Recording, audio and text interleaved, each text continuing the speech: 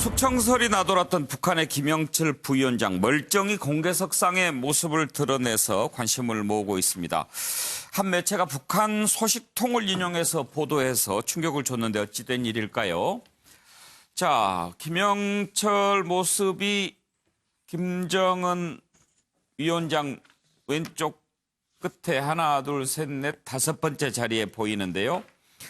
50여일 만에 등장했습니다. 군 공연을 관람하던 자리였는데요. 한동안 안 보여서 궁금했었는데 한 매체가 보도를 엊그저께 했습니다. 하노이 회담 결렬의 책임을 지고 김영철은 노역형에 처해졌고 김혁철 대표는 처형당했다, 총살당했다 이렇게 보도를 했지요. 북한 소식통을 인용해서요. 그리고 김성애 외무성 신혜영 통역 수용소로 갔고 김여정은 근신 중이다. 지금 이렇게 보도를 했는데 김영철이 건재하게 모습을 드러낸 것으로 봐서는 김영철이 처형을 안 당했을 가능성도 있고 또 다른 얘기도 지금 나옵니다. 김여정은 몸이 안 좋아서 뭐 좀 쉬고 있는 것 같다라고 하고 통일부는 여전히 입장을 밝히지 않습니다. 미국에서도 모른다라고 이야기하고요. 북한에 대해서 좀 잘 아는 박지원 의원은 북한의 실각설이 돌면은 언론에 노출이 되는데 김여정은 백두혈통이라 그런 문제 없다라고 얘기했는데 자, 이 북한 소식통 어떤 사람들이 북한 소식통인가요? 어디까지 믿어야 될까요? 궁금합니다. 관련된 녹취 들어보시죠. 우리 당과 국가 무력의 최고領導자 김정은 동지께서 6월 2일 조선인민군 제2기 제7차 군인가족예술 소조경연에서 당선된 군부대들의 군인가족예술 소조 공연을 관람하셨습니다. 배령애 동지와 리만건 동지, 박광호 동지, 리수용 동지, 김평애 동지, 최휘 동지, 안정수 동지, 박태덕 동지, 박태성 동지, 김영철 동지, 김수... 예, 박정희 의원. 지금 북한 소식통을 인용해서 이제 보도했는데 상당히 유력한 매체 아니었습니까? 그런데 지금 보면 일단은 김영철은 숙청은 안 당한 것 같지 않습니까? 그렇죠. 이 공식 행사에 나왔기 때문에 그것은 언론 보도가 이제 오보일 가능성이 매우 높은 거고요. 또 김혁철도 당분간은 이제 뭐 안 나오겠지만 언젠가는 모습을 드러내서 이 북한이 이런 보도를 한 것은 미국과 한국에 대한 그 신호다 이렇게 보여지는 거거든. 언론사들이 지금 보면요, 그 외교 안보팀의 비중이 굉장히 높아졌습니다. 왜냐하면 이 정당팀이라는 것이 옛날에는 그 정치부에 이제 팩트를 갖고 취재를 했는데 지금 그게 뭐 정보 공유도 많이 되고 하다 보니까 특정하기도 힘들고 별로 관심도 없고 하니까 북핵 문제가 관심이 되면서 이 외교 안보팀의 그 일이 많아졌거든요. 또 북한에서 하는 발표가 뭐 심야라든가 또 휴일에도 막 되고 하니까. 그런데 그거에 비해서 언론에서 취재하고 싶은 부분, 옛날에 있었던 휴민트가 많이 인적 정보망이죠. 그게 많이 이제 붕괴가 돼 있고 이 림진강이라든가 자유아시아 방송이라든가 이런 쪽에서도 활동을 그렇게 많이 못하고 있기 때문에 언론이 어떻게 보면 특종에 목말라 있어요, 지금. 그래서 그러다 보니까 북한 소식통이라고 해서 무슨 녹취록을 공개하는 것도 아니고 누구하고 통화했다, 뭐 따르면 이런 보도를 하면서 이제 추측성 기사가 좀 많이 나오는 거죠. 또 우리 당국의 어떤 이제 국정원에 대한 개혁이 이루어지면서 아까 말씀드린 휴민트의 붕괴가 되면서 북한에 대한 이 정보들이 많이 부족해지기 때문에 이번 같은 이런 일이 생긴 것 같습니다. 김영주 의원은 어떻게 보세요? 아무래도 이제 그 큰 틀에서 보니까 방금 우리 박정희 의원님 말씀하신 대로 휴민트의 문제 또 연영성에 있던 많은 정보기관들의 라인들이 많이 없어진 부분도 있죠. 그런데 이제 실제로 그러다 보니까 싱가포르 이후에 북미 정상회담 이후 또 베트남 이후에 여러 가지 그 말하자면 그동안에 통전부 중심으로 이끌어져 왔던 대북 협상팀들이 위기를 갖게 되고 또 그 위기를 떠나서 김정은 체제가 갖고 있는 위기가 또 있습니다. 북한과 미국과의 관계가 정상적으로 가지 못하고 있다는 그런 위기의식을 극복 과정은 사회주의 체제는 항상 다른 체제하고의 변화를 모색할 수밖에 없어요. 그래서 뭐 숙청이나 처형이 아니더라도 지금 현재의 흐름은 말하자면 외무성 라인에서 이용호와 최선희 중심으로 말하자면 통전부 라인에서 예. 외무성 라인으로 갈아탈 수밖에 없는 그런 나름대로 정권 내의 정당성 위비 극복의 과정에 있다. 그러다 보니까 그런 프레임을 가지고 팩트를 맞추다 보니까 김혁철이 어디가 공항에서 총살됐다. 예. 여러 가지 다양한 정보들을 역으로 껴맞추고 있는 거 아닌가. 이제 그런 여러 가지 비슷한 흐름도 충분히 우리가 예상할 수는 있거든요. 예. 그러니까 다만 그것이 실제로 어떤 팩트와 사실관계에 의한 정보통에 의한 말하자면 보도로 인용되는 것인지 이러한 설들을 모아서 기획해서 정리해 놓은 것인지는 다시 한번 확인해 볼 필요는 있을 예. 것 같다는 생각이 듭니다. 양문석 박사 처음에 이 보도가 나왔을 때도 저희가 다루면서 사실은 그 전에 여러 가지 숙청설, 처형설 나왔던 북한 인사들이 나중에는 그냥 건재한 모습들이 목격됐다라고 하는 것도 그 사례들을 저희가 보여드린 적이 있거든요. 네네. 물론 이제 북한 관련 정보를 우리가 정확히 파악할 수 없는 부분들이 있지만 지금 이렇게 보시면 김원홍 같은 경우 또 현송월은 심지어 공개 총살당했다고 그랬는데 나중에 또 한국 방문까지 할 정도로 되지 않았습니까? 네.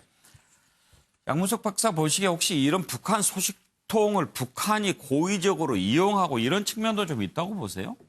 북한이 이용할 수도 있고요. 예. 근데 이제 우리나라 그 보수 언론의 속성이 오보를 통해서 그 신문파리를 한다라는 거죠.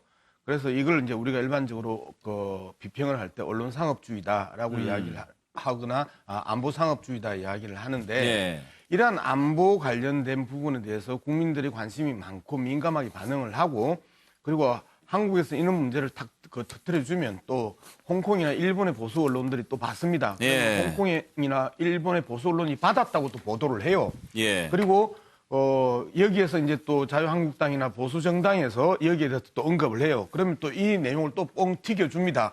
그러면서 한 일주일 정도 이 이슈를 가지고 안보 파리를 하고 안보 상업주의로 그 신문사가 장사를 또 좀 합니다. 이게 전형적으로 단신 던졌다가 외신이 받게 하고 외신이 받았다고 크게 다시 국내에서 보도하고 그다음에 정치인이 가세하고 그러면서 이 하나의 그 일주일 정도의 그 보도의 생성과 성장과 소멸의 과정들을 일반적으로 벌리는데 계속해서 국민들이 이 안보에 대한 민감함, 특히 북한에 대한 정오감들을 자극을 하면서 이러한 행태들을 재미를 보고 있기 때문에 참 못된 버릇이거든요. 예. 이 못된 버릇, 못된 관행들을 의도적으로 시기마다 한 번씩 써먹고 있다라는 측면에 있어서 예. 순음하게 비판해야 되는 대표적인 오보 사건입니다. 예, 언론의 문제점 함께 지적해 주셨는데요. 황장수 소장은 어떻게 생각하십니까? 저는 한국 정부나 국정원도 예. 하노이에서 굿 이너프 딜이나 스몰 딜이 될 거라고 생각했는데 안 되는 부분에 대해서 예측을 못했지 않습니까? 그러니까 정권과 국정원은 심지어 북한하고 라인이 있을 건데도 예측에 실패하는 일이 발생하는데 언론사가 예측에 실패할 수도 있다고 봅니다. 이제 다만 북한의 예측은 아니고 이제 확인이겠죠. 예, 그래서 다만 북한에 있어서의 문제는요. 그 1인에 의해서 그 사람이 언제든지 또 떨어졌다가 붙었다가 하기 때문에 목이요. 그렇기 때문에 그걸 갖다가 맞추기는 굉장히 어렵다. 예를 들어서 최용해 같은 경우에는 오버라기보다는 실제로 두 등급을 강등당하고 예. 교화형을 받았다라는 이야기도 있습니다. 예. 그런데 다시 복귀해서 황병서를 제거했죠. 근데 황병서 같은 경우는 완전히 숙청되었고 또 이영호, 김격식, 현영철, 인민무력부장을 했던 사람, 총참모장을 했던 사람 이런 쟁쟁한 사람도 순식간에 다 제거가 되고 이런 권력 투쟁에서 밀려나고 하는 일이 벌어졌어요. 그래서 지금 확고한 거는 뭔가 하면 김정은이 하노이 회담이 깨진 뒤에 자신의 그 라인들, 회담 라인들을 전부 이렇게 제거한 것은 사실이고 라인을 바꾼 것도 사실이고 예. 지금 김혁철과 이렇게 김성애는 다시는 회담에 등장하지 않을 것은 확실해요. 그렇게 보자면 지금 이번에 김용철이 50일 만에 나타났거든요. 그러면 그동안에 50일 동안 김용철이 어떤 정신교육을 받으러 갔든지 하방되어서 좀 농장에서 일을 했든지 이럴 가능성은 충분히 있어요. 예. 이런 부분에서 정도의 차이지 이런 부분들이 완전히 틀리는가 맞는가를 보려면 시간이 좀 더 있어야 된다. 예. 북한 사회는 항상 1인이 이런 자신의 부하들을 통제하기 때문에요. 당장 벌어진 일을 가지고 곧바로 사실이다 거짓이다 말하기는 좀 어렵다. 저는 그래 봅니다.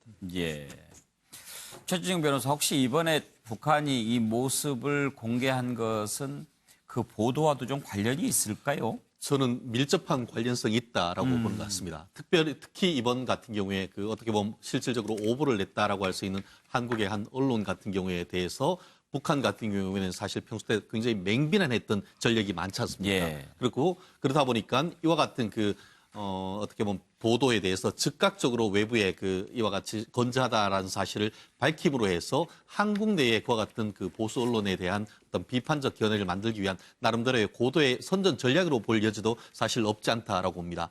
다만 이 이슈에 대해서 본질적인 문제가 뭔지를 제가 한번 생각해 봤는데요. 예. 저의 개인적인 생각은 오히려 이와 같은 것의 본질은 북한 체제 자체의 폐쇄성과 인권 문제다. 오히려 그것이 아닌가 하는 생각인데요. 사실 우리나라 같은 경우에는 그 문 대통령을 비롯해서 정치인의 일거수일투족이 실시간으로 다 공개되지 않습니까? 그렇지만 북한 같은 경우에는 모든 것이 다 폐쇄적이고 본인들의 정권의 입맛에 맞는 보도만 공영 매체를 통해서 나오다 보니까 이런 문제가 있는 것이고, 나아가서 지금 뭐 숙청당했다, 어떻게 보면 총살당했다 이런 얘기가 나오는 것 자체가 본질적인 인권에 대한 그 생각이 없는 것이죠.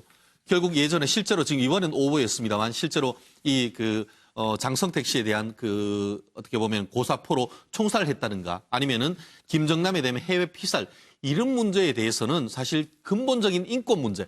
사실 우리 정부 특히 보수 어떤 지지자들 같은 경우에는 북한의 인권 문제를 좀 다뤄달라라고 하는데 그런 인권 문제에 대해서도 우리 현 정부가 언제나 어떤 관심을 가지고 좀 더 생각을 하고 이 부분에 대한 어떻게 보면은 국민에게 알려야 되는 그런 의무도 저는 있다고 봅니다. 예. 노영희 변호사께서는 맨 처음 그 보도를 보고 어떤 생각 드셨어요? 그런 보도가 나오면은 사실 국민들이 어떻게 반응을 하게 될까 이걸 사실 생각해봐요. 왜냐하면 예. 그런 보도를 함으로 인해서 분명히 이익을 얻는 사람들이 있거든요. 그러니까 물론 지금 최 변호사 말씀처럼 그게 북한이 폐쇄적인 집단이기 때문에 정확하지 않은 정보가 나올 수밖에 없는 건 충분히 이해를 하지만 그렇다라고 한다면은 그 폐쇄적인 집단과 관련된 정보를 좀 더 조심스럽게 다뤄야 된다는 거는 더 당연한 거 아니겠습니까? 예. 그런데 그런 것을 그렇게 슬쩍 흘림으로 인해서 마치 기정사실화시키고 결과론적으로는 사람들을 조금 걱정하게 만들고 근데 나중에 보니까 또 그게 아니었다는 게 밝혀지고 이렇게 된다면 그런 일련의 과정을 통해서 결국 추구하고자 하는 게 무엇이 하는 걸 생각해 봤을 때 이거는 조금 신중해야 될 필요성을 좀 더 느끼게 만든다. 이런 생각해 봤습니다. 예. 김영철 숙청설에 대한 사진이 나와서 또 오보가 아닌가 그런 생각이 들었는데요. 다음 이슈로 넘어가겠습니다.